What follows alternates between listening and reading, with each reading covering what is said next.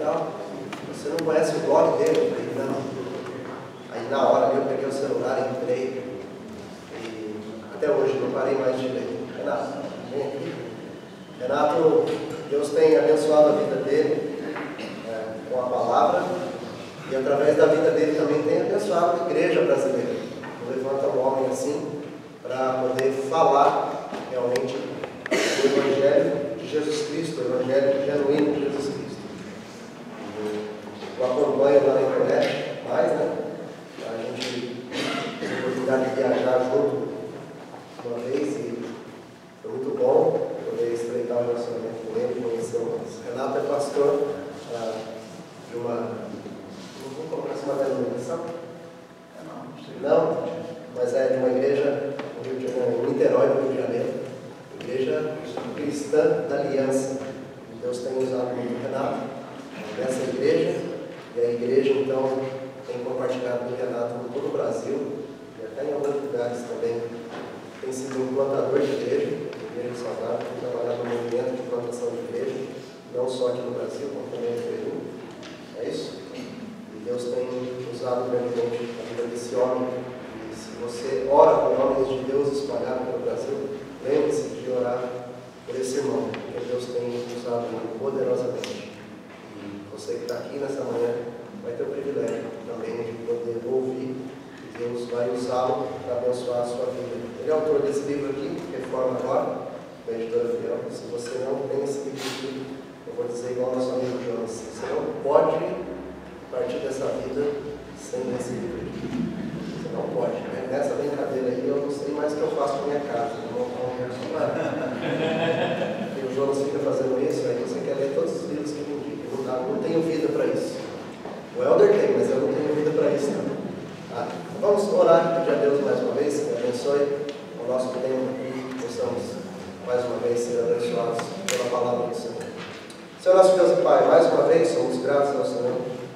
Gratos a Deus pela misericórdia do Senhor que se renova na nossa vida nesta manhã. Somos gratos a Deus porque o Senhor nos dá o privilégio, Deus, de estarmos juntos aqui com o Teu povo. Teu povo que um dia estará todo dia no céu. E agora estamos reunidos aqui, ó Deus, para ouvir a Tua palavra, para aprender mais do Senhor. Que o Senhor use, ó Deus, o Renato nesta manhã e que ele possa falar, ó Deus, aos nossos corações aquilo que o Senhor colocou no coração dele. Que sejamos, ó Deus, atingidos pela Tua palavra.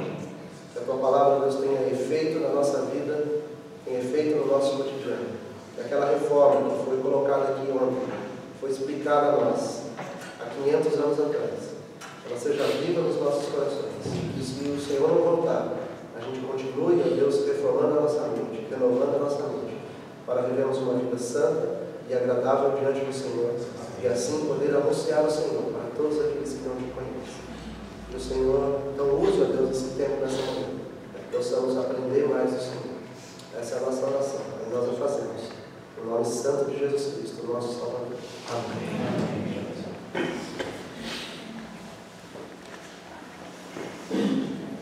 Bom dia, meus irmãos. Bom dia. Antes de dar início à palestra dessa manhã, em vez de fazer indicação dos livros como os meus irmãos fizeram no final, eu gostaria de fazer logo no início. Né?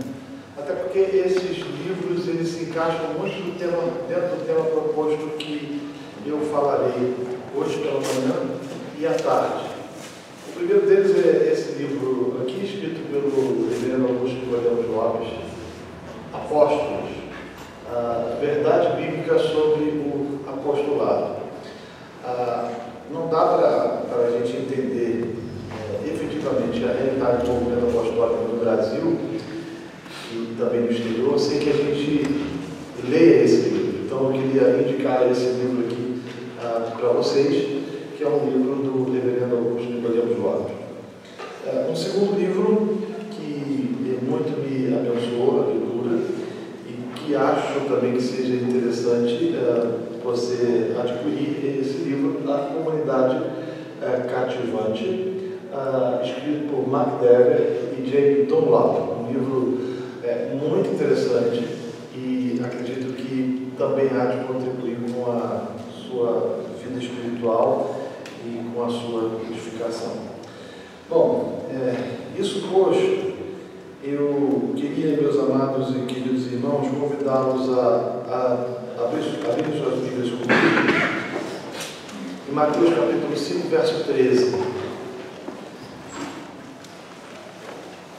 Mateus capítulo 5, verso 13. É um verso muito conhecido, mas julgo que seja necessário que façamos a leitura dele.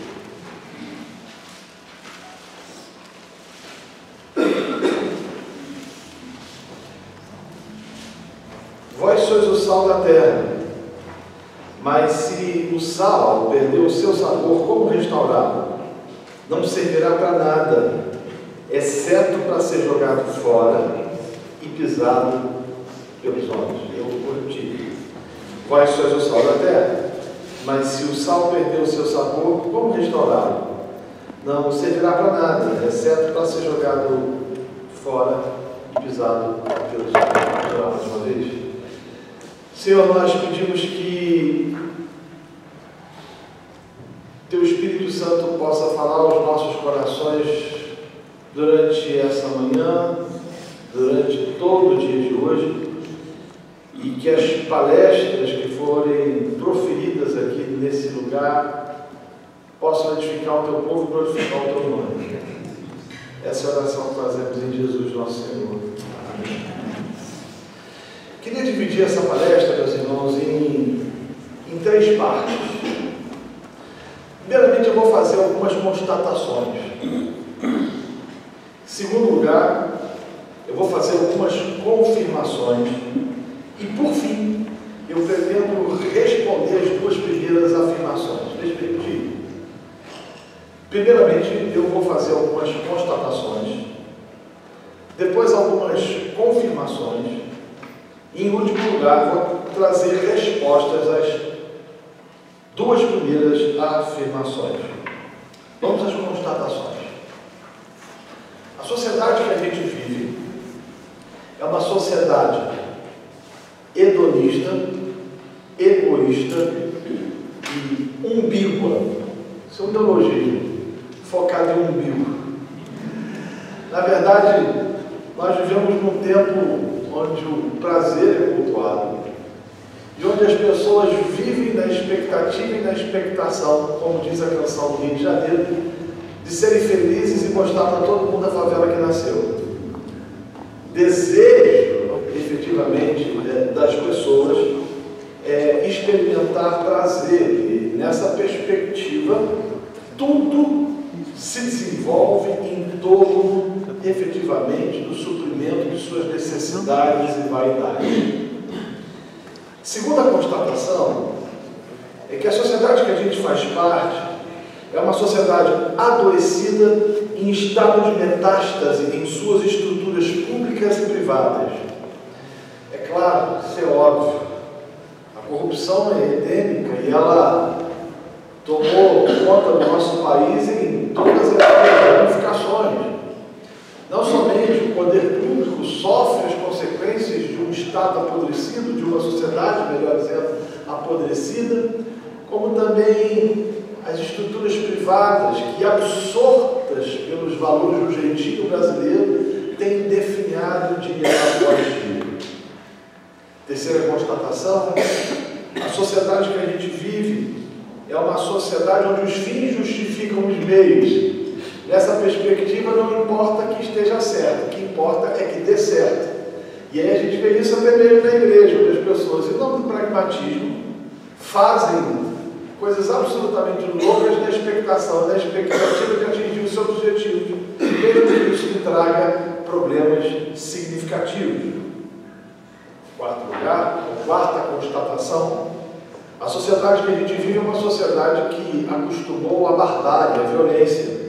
Ontem, enquanto eu me dirigia a Belo Horizonte, eu estava lendo os últimos dados do ISP, que é o Instituto de Segurança Pública do Rio de Janeiro, dizendo que em julho, somente em julho, 3.700 pessoas foram assassinadas no estado do Rio de Janeiro. Uma irmã, membro de minha igreja, me liga angustiada, dizendo que um dos seus vizinhos, que morava perto de sua casa, teve um problema com o tráfico e, em virtude disso, a sua cabeça foi decepada e jogada na rua. E as pessoas lidam com isso com uma tranquilidade absurda, porque a gente é uma sociedade que acostumou à violência. No Brasil, mais de 50 mil pessoas são assassinadas por ano e a gente não vê nenhum problema nisso. Em quinto lugar, ou quinta constatação, a gente vive numa sociedade que relativizou o absoluto. E isso se percebe claramente, em primeiro lugar, na deterioração das estruturas familiares. Até um tempo atrás, era absolutamente perceptível e compreensível a definição de uma família. Entendia-se e compreendia-se que uma família era a união de um homem juntamente com sua esposa e que geravam filhos. Hoje os conceitos foram extremamente relativizados e a sociedade tenta introjetar na cabeça do cidadão que a família pode ser constituída por pessoas do mesmo sexo criando uma criança ou até mesmo pessoas que convivem com animais. Constatamos também que essa sociedade relativizou o absoluto no que tange à quebra dos elos relacionais. Os casamentos hoje, eles se desfazem com muita facilidade, e é interessante que isso acontece até mesmo entre cristãos. Você percebe, por exemplo, hoje, igrejas cujos pastores já casaram 3, 4, 5 vezes e tudo é tratado com uma maior naturalidade, porque o que importa é a felicidade do outro e não especificamente obedecer às instruções das Escrituras. Constatamos também que esse relativismo se dá na quebra de conceitos e paradigmas relacionados à sexualidade. E não precisa ser expert no assunto para que a gente chegue a essa conclusão. A gente vê nitidamente que os valores, os conceitos, os pressupostos existentes no país e no Brasil há 30 anos já não são mais os mesmos, simplesmente pelo fato de que tudo foi relativizado. Foi relativizado também o namoro entre jovens e adolescentes. Por exemplo, até década de 70, década de 80, início da década de 80, um rapaz, quando queria namorar uma moça, independente dele ser cristão ou não, ele ia à casa da moça, se a moça séria fosse, e pedia a autorização ao pai da menina para que pudesse constituir relacionamento com ela. Isso era comum em toda a sociedade brasileira. Com a década de 80, esse comportamento muda, porque uma outra atitude, ou um outro comportamento, digamos assim, é introduzido entre os jovens, que é o comportamento da ficação. E aí os jovens não somente namoram, mas eles ficam. E o ficar apontava especificamente para uma relação que você tinha com uma menina ou uma menina com um rapaz, que não necessariamente implicaria em namoro. A partir do ano 2000, esse comportamento migra de novo. Os jovens não somente namoram, não somente ficam, mas agora eles pegam. E aí você vê a garotada desenvolvendo relacionamentos absolutamente frágeis em todos os aspectos da sociedade, inclusive na igreja. Matéria, inclusive, da Band News FM e da revista Isto É, que começou a discutir, por exemplo, uma festa que surgiu no Rio de Janeiro, chamada Festa do Beijo. Eu lembro que a Band News fez uma pergunta a um moço e a uma moça a respeito dessa festa, e perguntou: rapaz, como é que a festa foi para você? E ele respondeu dizendo: foi maravilhosa, porque nessa noite eu beijei mais de 70 meninas. E perguntaram à menina como tinha sido a festa, e ela disse que tinha sido também especial, porque naquela noite ela tinha beijado mais de 50 rapazes. E o interessante é que esse comportamento começa a acontecer até mesmo dentro da igreja, onde algumas igrejas fazem, por exemplo, as chamadas festas dos sinais. E o miserável entra pela porta da igreja e ele recebe uma pulseira vermelha, amarela ou verde. A vermelha, tudo em nome da evangelização e da pregação do evangelho, diz que ele não está apto a ficar com ninguém, porque ele já tem compromisso. Amarela diz que quem sabe, se aparecer a oportunidade, ele fica.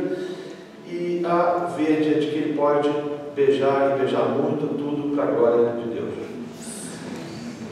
A gente pode constatar também que essa sociedade é uma sociedade sincrética, mística escancaradamente aberta ao sagrado, fruto do pós-modernismo. Queria ter tempo para tratar especificamente disso, mas não é possível. A pós-modernidade trouxe esse conceito, trouxe essa ideia, ou redescobriu o sagrado, e nessa perspectiva sincretiza-se tudo, mistifica-se tudo, o que contribui para uma sociedade que vive uma efemeridade espiritual. É uma sociedade também carente de super-heróis. Quanto mais a sociedade brasileira, nós não os temos. Alguns chegam a dizer que o último super-herói, entre aspas, que o Brasil teve, faleceu há alguns anos atrás, e seu nome era Ayrton Senna da Silva, que quando morreu trouxe uma comoção nacional, pelo seu comportamento diferenciado de outros do seu tempo. É uma sociedade despolitizada, burrificada e alheia às misérias do povo.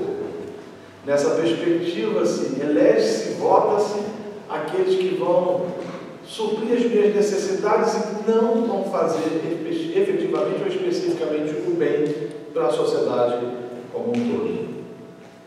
É uma sociedade que prioriza e valoriza o individualismo, e a gente vê isso nitidamente, por exemplo, nos supermercados, onde hoje em dia os produtos eles têm sido produzidos para aqueles que vivem sozinhos, e nessa perspectiva incentiva-se uma vida individual, onde não se compartilha, onde não se divide a vida, nem os sonhos, nem as perspectivas e nem os desejos da alma. E o que nos leva efetivamente ao entendimento de que essa sociedade está sendo marcada por aquilo que eu chamo de consumismo relacional. A gente usa e quando não quer mais, joga-se fora. Nessa perspectiva, você vê isso acontecendo principalmente nas relações entre pais e filhos e nas relações entre mulheres e suas crianças. Até um tempo atrás, era comum, como ainda o é, homens saírem de suas casas e deixarem seus filhos com suas esposas porque eles queriam viver a vida conforme seus desejos e suas vontades. Hoje, em nome do marxismo cultural e do feminismo, que tem, de certa forma, introjetado e enxertado o relativismo na sociedade, as mulheres têm feito isso também. Eu conheço inúmeras mulheres que largaram seus bebês, seus filhos, foram embora para a universidade, cursar seu mestrado, doutorado, ou desenvolver uma vida onde pudessem se relacionar sexualmente com quantos quisessem, na expectativa de que isso as fizesse felizes. E nessa perspectiva, joga-se na lata do lixo filhos, e as consequências disso são trágicas, como também joga-se na lata dos lixos seus genitores. Nunca tivemos no Brasil tantas casas de repouso como nós temos no nosso tempo. Os idosos e os velhos não nos servem mais, enquanto não nos servem mais, nós os descartamos e não desenvolvemos nenhum tipo de relacionamento afetivo, porque o que importa é consumir e depois de consumir, jogar fora. Isso sem falar, é claro, nos relacionamentos interpessoais na família. E, em último lugar, ou última constatação, a sociedade que a gente vive é uma sociedade que sofre fobia de compromisso.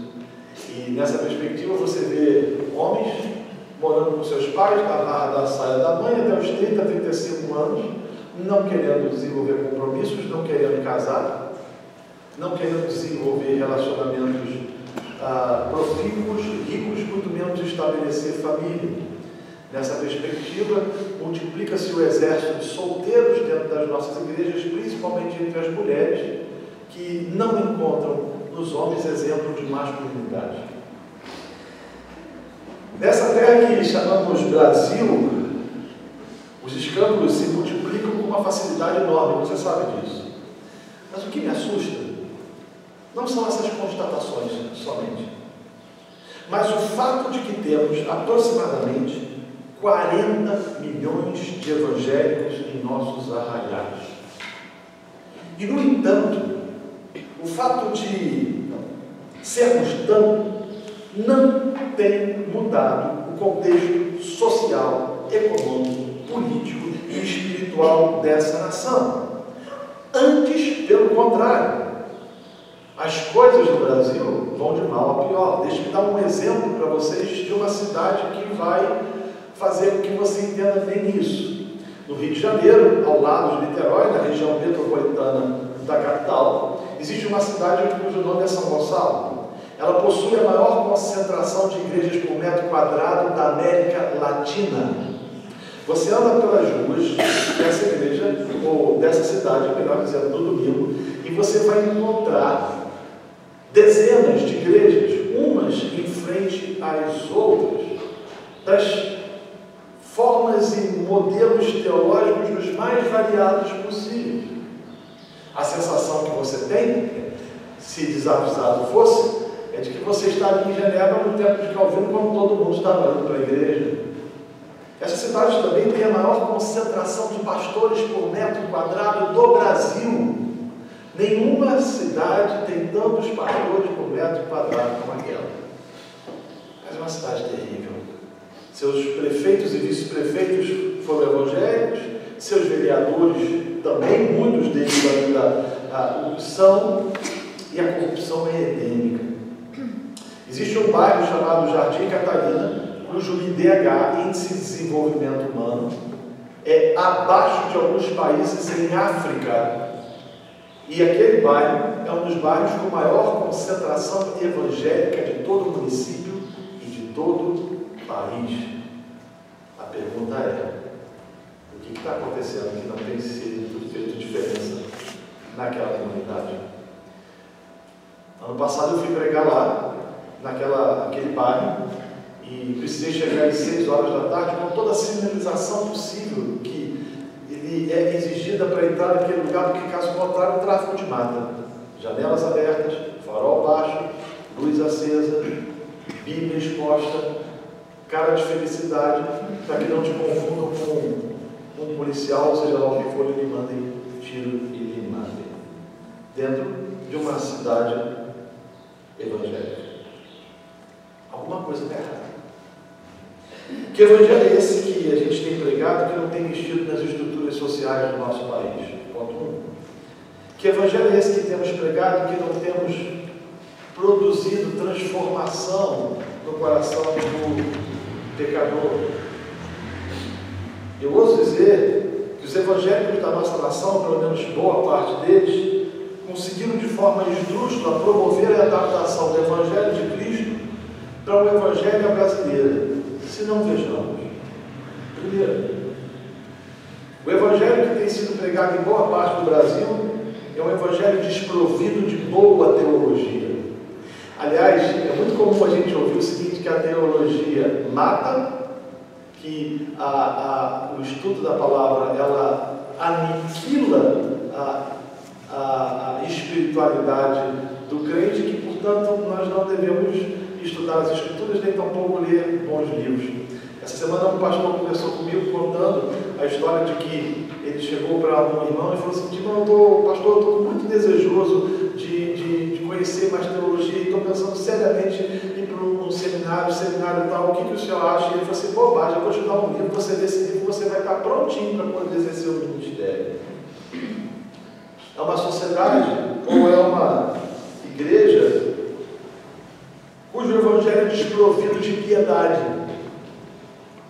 Não há lágrimas nos olhos, não há choro na alma, não há desejo de ver o pecador transformado, metamorfoseado, arrependido, salvo por Cristo e para a glória de Deus. A igreja que, de certa forma, tem agido no Brasil, em terceiro lugar, é uma igreja que tem promovido a hierarquização do reino. A igreja deixou de ser a comunhão santos, tanto defendida por Lutero, e passou a ser uma estrutura hierárquica. Nessa perspectiva, a gente já não se contenta mais com os apóstolos odiernos, mas com os apóstolos modernos, ou com aqueles que se chamam apóstolos, mas nós vamos fabricando cada vez mais títulos. No sul da Bahia teve um cara que estava reivindicando para si o título de rei apostólico, e nos Estados Unidos já teve um outro que foi ungido também de rei, em nome de Deus, em nome do Espírito Santo e de Jesus. Esse evangelho que não tem feito diferença na sociedade que a gente faz parte, que não tem conseguido ser sal da terra, luz do mundo, é o evangelho de personal prophet.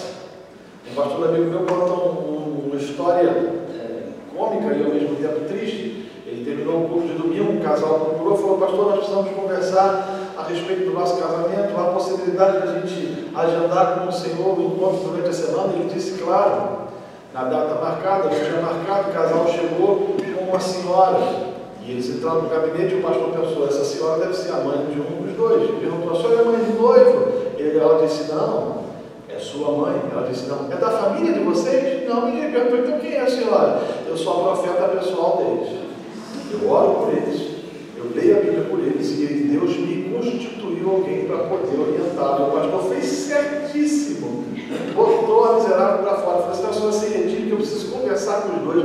E ele percebeu que tinha alguma coisa de cor no rei da Dinamarca, e depois de tanto catucar, ele descobriu que eles não estavam tão satisfeitos com o casamento. E a moça disse: pastor, a gente nem gosta muito do outro, mas a profeta disse que a gente tem que casar.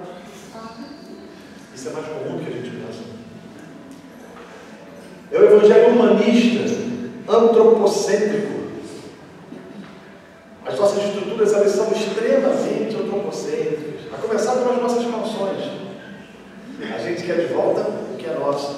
É para a direita, é para a esquerda, é para todo lado. Eu quero ser abençoado. Uma canção que eu ouvi há pouco tempo fala de que aquele dia, aquele momento, aquele ano é o ano da virada, e vai ser o ano que Deus vai abençoar e vai conceder tudo aquilo que precisava ou que precisa ser concedido. Eu lembro que eu estava pregando numa igreja muito grande no Rio de Janeiro, e esse culto aconteceu exatamente 2, 3 dias depois da tragédia de Teresópolis, onde muita gente tinha morrido em virtude daquela tempestade que você deve ter acompanhado na televisão. E quando começou o culto, o dirigente da música começou dizendo o seguinte: irmãos, esse é o culto da bênção. O carro que você ainda não tem, você vai ter. O apartamento que você não conseguiu, hoje sai. Levanta a sua mão e vão profetizar aguaceiro e chuvarada. Eu já morri gente andar com Paulo, eu fui e aceitei. Quando ele terminou e o pastor me chamou, eu comecei dizendo para eles o seguinte: queria dizer aos irmãos que eu não consegui cantar o que vocês cantaram. Diante da tragédia e da dor de tantos que foram vitimados, inclusive irmãos nossos, por causa da tempestade que levou famílias inteiras ao desespero da morte de um ente querido, eu não consigo cantar o que vocês cantaram. Mas esse é um reflexo da igreja humanista, antropocêntrica, cujo mote é: farinha pouco, meu pirão prendido. Esse evangelho que não tem sido sal da terra e luz do mundo, é o evangelho que tem promovido entretenimento a modos, como dizia Charles Haddon Spurgeon já no século XIX. A gente acha, a gente acredita que o culto precisa ser de acordo com a satisfação do cliente. E é interessante que somente no Rio de Janeiro, 600 mil pessoas trocam de igreja a cada 6 meses. E a ideia e o conceito é de que quando aquela igreja me cansa, ou quando eu quero um produto diferente, eu vou para outro. Então, se ele fica 6 meses onde ele tem uma boa exposição das escrituras, mas ele precisa depois de uma igreja que tem uma música melhor, ele vai mudando, vai borboleteando na expectativa de satisfazer as suas necessidades. É o evangelho da venda moderna de indulgências. E ontem nós ouvimos um pouco a respeito das indulgências do século XVI, e quando a gente olha para a igreja evangélica brasileira, em parte a gente percebe que a gente está fazendo a mesma coisa, em perspectivas diferentes, mas a mesma coisa. É o toma lá da cá: quanto mais eu dou, mais abençoado eu sou. Quanto mais eu contribuo, mais da bondade, da riqueza, da prosperidade eu experimento. Esse evangelho que não tem feito diferença na sociedade que a gente faz parte é o evangelho do mapeamento espiritual, do neomaniqueísmo, do dualismo e da batalha espiritual. Nessa perspectiva, os caras têm pregado de que Deus e o diabo são iguais em força e poder, e que Deus ganha algumas batalhas e o diabo ganha outras. E de que Deus pode ser surpreendido. E nessa perspectiva vai se criando doutrinas das mais calafobéticas, das mais Escrituras que eu ouvia que Caim virou vampiro, e com a queda surgiram-se lobisomens, e todo tipo de loucura que você possa imaginar, vindo das igrejas evangélicas brasileiras. É o evangelho das migalhas, do assistencialismo, da perpetuação da pobreza, é o evangelho da prosperidade, do triunfalismo.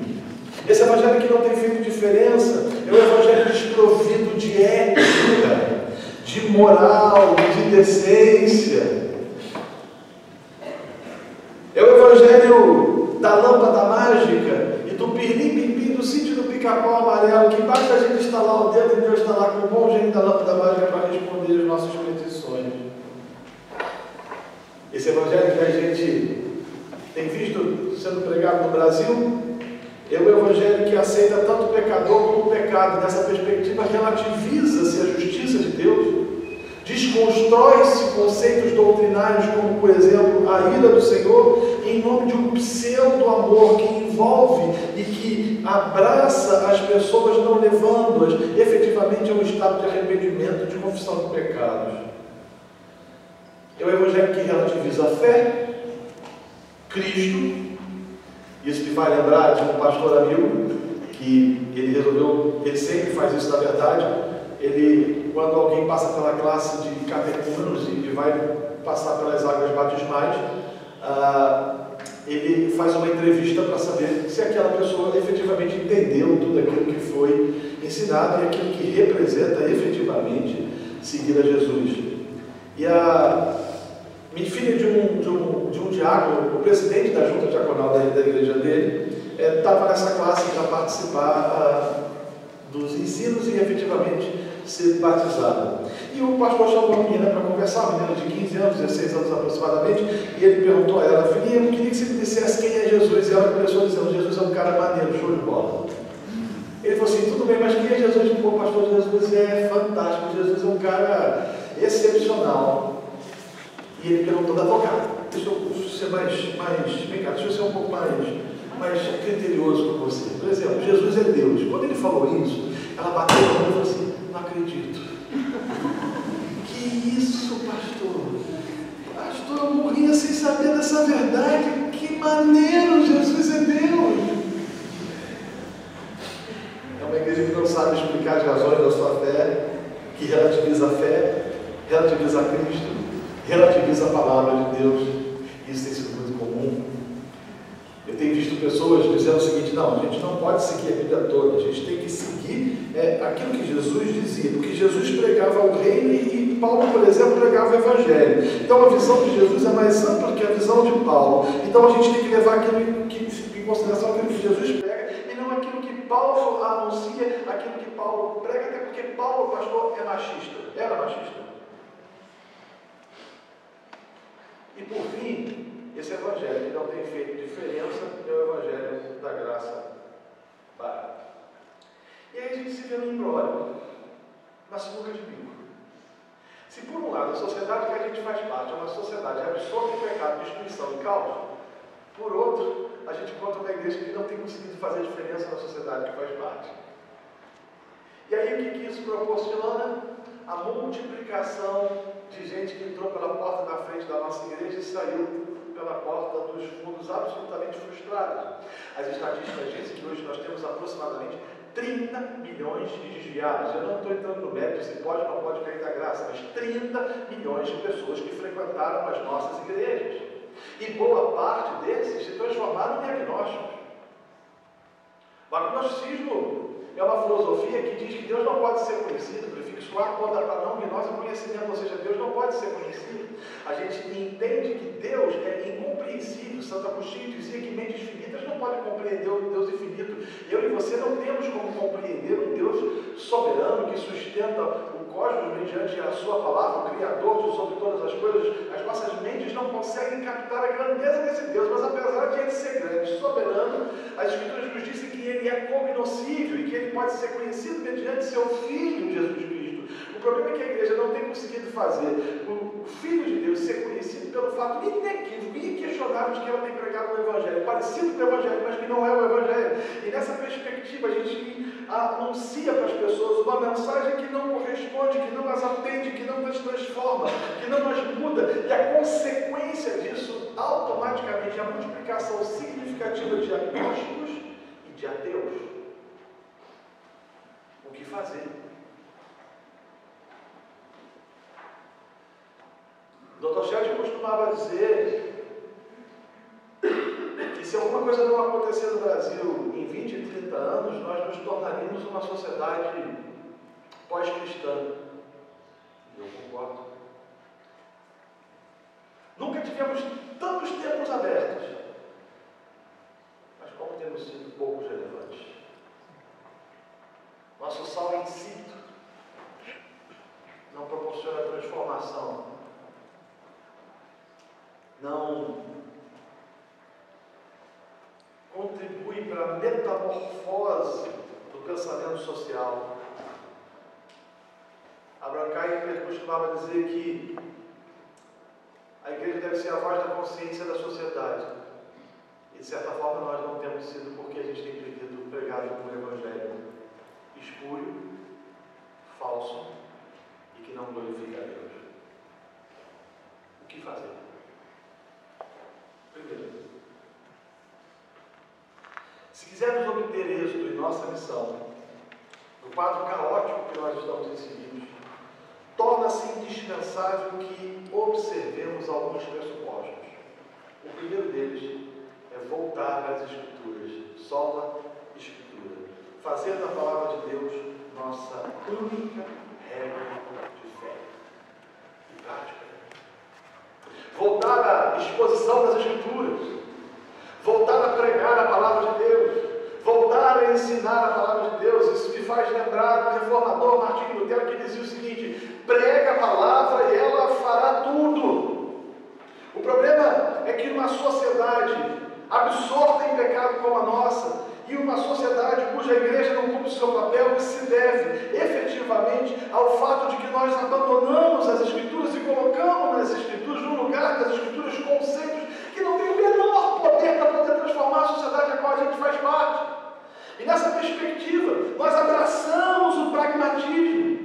E a ideia do pragmatismo é de que se eu faço isso, isso vai dar certo. E se dá certo é o que importa. E nessa perspectiva vão se fabricando conceitos, cultos, ideias, percepções das mais variadas possíveis, na expectativa e na expectação de que o cliente venha e que ele possa participar das nossas reuniões e que ele possa participar dos nossos encontros. E aí as igrejas ficam cheias e aparentemente lotadas de pessoas que tiveram uma experiência com Cristo, mas que não conheceram a Cristo porque não ouviram o Evangelho. E não ouviram o Evangelho porque os conceitos do Evangelho não foram pregados. Eles não entenderam, por exemplo, a doutrina central do Evangelho, que é a justificação pela fé. Eles entendem ou eles compreendem de que Deus é um tipo de galardoador que quer simplesmente abençoá-los, mas que não os confronta em suas incongruências, em suas patologias, em suas idiosincrasias, em seus pecados, que não os chama ao arrependimento, que não os chama a viverem a vida de forma diferenciada. E nessa perspectiva, a gente vai brincando de Poliana, fazendo o jogo do contente e achando que a igreja está vivendo momentos efetivamente efusivos, cheios da graça de Deus. Na verdade, o que nós estamos experimentando é um caos que pode nos levar à destruição. Voltar à palavra do Senhor. Quando a Bíblia, meus irmãos, não ocupa centralidade no culto, algumas coisas acontecem. Primeiro,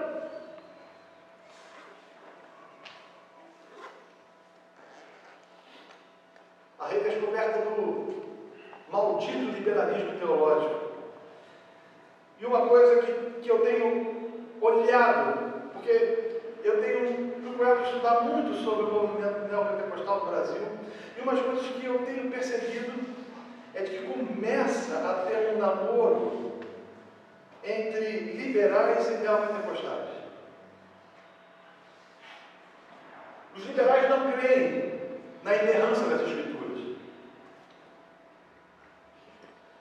Liberais não creem que os 3 primeiros capítulos de Gênesis foram fatos históricos.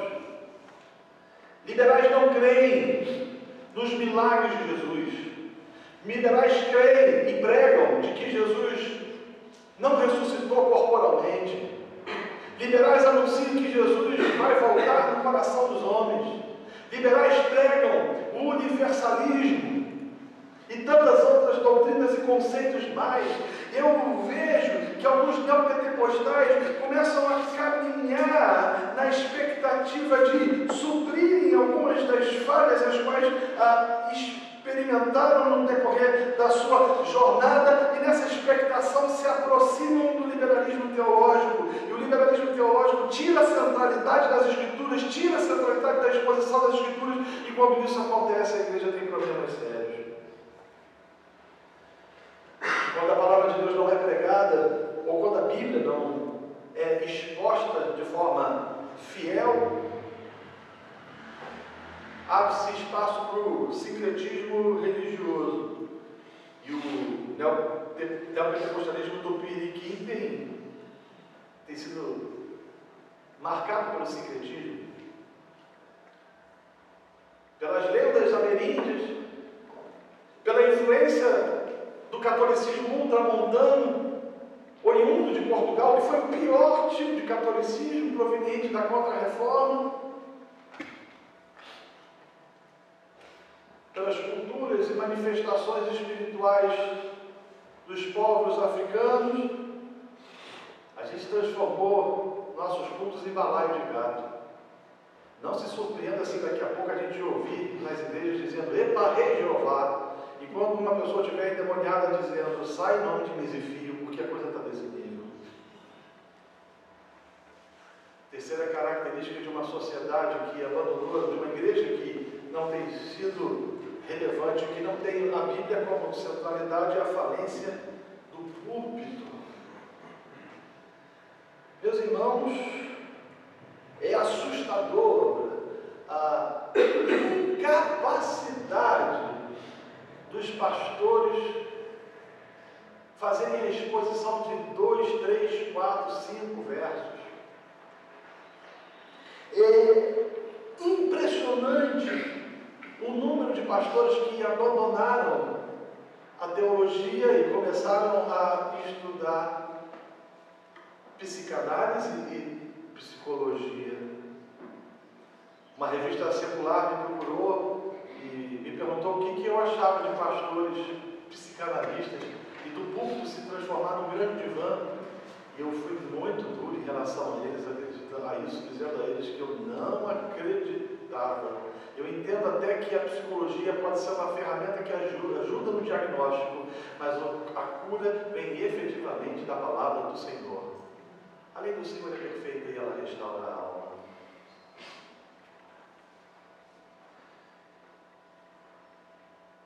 Calvino dizia que a Escritura é fonte de toda sabedoria e que os pastores devem extrair dela tudo aquilo que expõem diante do rebanho.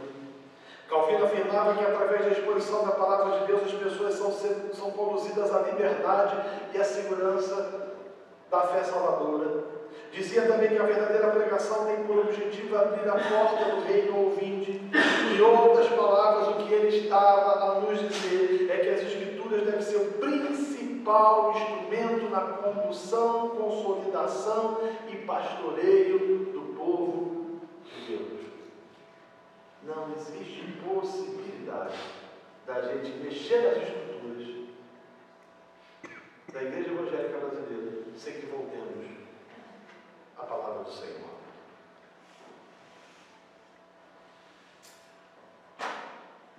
Por que eu digo que as Escrituras são relevantes para a Igreja Brasileira hoje?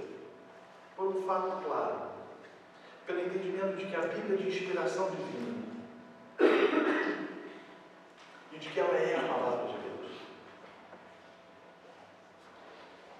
E que quando pregamos a palavra, anunciamos a palavra e expomos com fidelidade a palavra, ela faz aquilo que eu e você não temos condição de fazer. Martin Lloyd Jones dizia algumas coisas interessantes. Ele dizia o seguinte: quando uma igreja ela é fiel às Escrituras, a primeira coisa que ela promove é a exaltação do nome de Cristo. Isso é verdade. Cristo é exaltado. As pessoas entram nos cultos, nos nossos ajuntamentos, nas nossas reuniões, e elas ouvem a respeito da beleza do Evangelho, desse fato maravilhoso de um Deus que enviou seu Filho Jesus para morrer na cruz pelos eleitos e para salvá-los mediante sua graça. Desse Evangelho espetacular e fantástico que nos confronta, que nos mostra nossas misérias, nossa estrutura pecaminosa, nossa incapacidade de salvar a nós mesmos, e que aponta para Jesus. E isso, consequentemente, faz com que nós nos prostremos diante dele. Meus irmãos, a Bíblia, em todos os seus 66 livros, aponta exclusivamente para Cristo. Do Gênesis ao Apocalipse, a mensagem central é Cristo.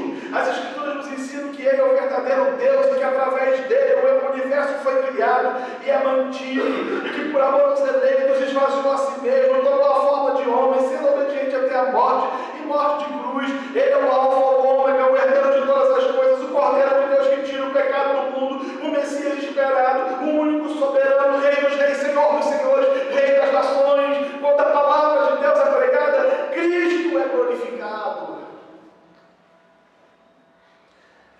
Mas não somente isso, nós somos humilhados e o homem é posto em seu lugar. Eu tenho um pastor amigo que assumiu uma igreja no Nordeste e ele começou a fazer a exposição das principais doutrinas da fé cristã. Em consequência disso, ele começou a tratar muito sobre o pecado, e numa tarde de domingo tocou o telefone na casa dele. Uma voz anônima disse o seguinte para a esposa do pastor: diga para seu marido parar de pregar a Bíblia, nós não estamos gostando disso. Os cultos aqui eram mais alegres, as pessoas saíam daqui mais felizes, o povo às vezes vem para cá, volta para casa quebrado, deprimido. Nós não queremos isso aqui. E é claro que o pastor não concordou e não se submeteu àquilo, e continuou fazendo, até que ele descobriu que quem tinha feito tal ligação tinha sido o presidente da junta diaconal da igreja dele. E ele cumpriu a palavra: resistir ao diácono e ele fugirá de vós.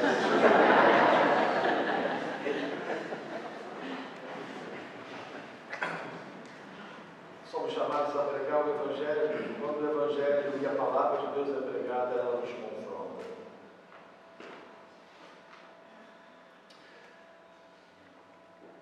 No século XIX, na Inglaterra, vitoriano, existiram grandes pregadores. Grandes. Em Londres, por exemplo, nós tínhamos um cara chamado Joseph Packer. Não confunda com J. Packer. Esse cara era considerado um homem de mente brilhante, extremamente eloquente. E era comum americanos saírem dos Estados Unidos da América, dirigindo-se a Londres para poder participar do culto desta igreja, como também no culto de Charles Haddon e Spurgeon, e às vezes iam lá para Liverpool para participar do culto do Bispo Riley. E esses irmãos foram pela manhã ouvir o Packer. E eles saíram do culto dizendo assim: eu estou impressionado com o brilhantismo desse homem. Estamos impressionados como é que esse homem é eloquente. Que pregador excepcional. À noite eles tinham conseguido senha e foram ao tabernáculo metropolitano ouvir Charles Haddon Spurgeon, denominado príncipe dos pregadores. E quando eles saíram do culto com lágrimas nos olhos, eles diziam o seguinte: que Deus maravilhoso foi esse anunciado pelo pregador. Quando o Evangelho é pregado, não há espaço para a glória humana. Deus é glorificado.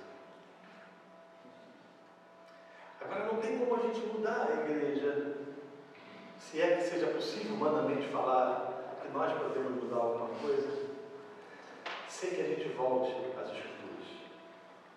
E quando a gente volta às Escrituras, nós trazemos a reboque a redescoberta das principais doutrinas da fé cristã. Por exemplo, descobrimos que a salvação é pela graça e de que a gente não pode fazer absolutamente nada, de que a nossa justiça não passa de trapos de imundície. Eu acho extremamente essa expressão, interessante essa expressão trapos de imundície, porque no original ela traz a ideia dos panos que as mulheres costumavam usar no seu período de menstruação, ao qual absortos em sangue e depois eram jogados fora porque não servia para nada. E o que as Escrituras estão dizendo, em outras palavras, é que a justiça humana não serve para nada.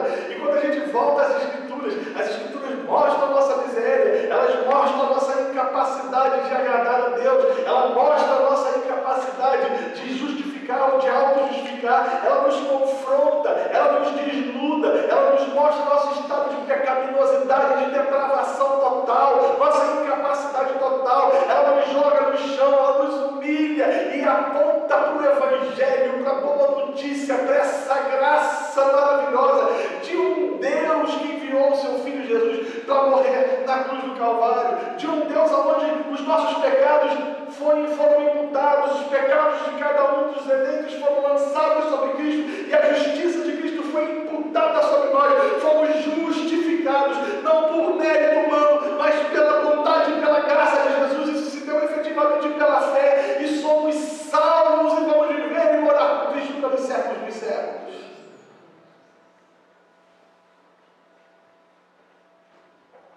Mas como?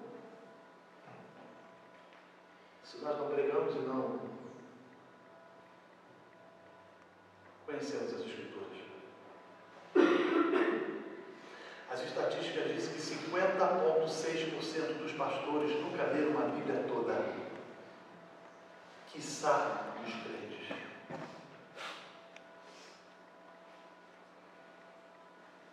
Quando voltamos às Escrituras, voltamos à séria expressão paulina, tão defendida por Lutero e pelos reformadores. Somos justificados pela fé em Cristo Jesus.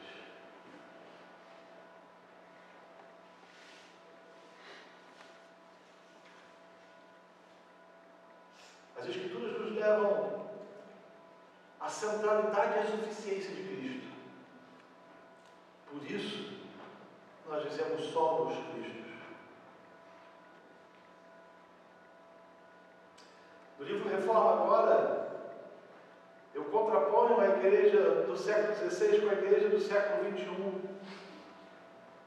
e aplico os solas Escrituras, o sola gratia, sola fide, sola Cristo, sola Dio glória, na realidade da igreja evangélica brasileira hoje, contrapondo seus conceitos muito parecidos com os conceitos da igreja do século XVI.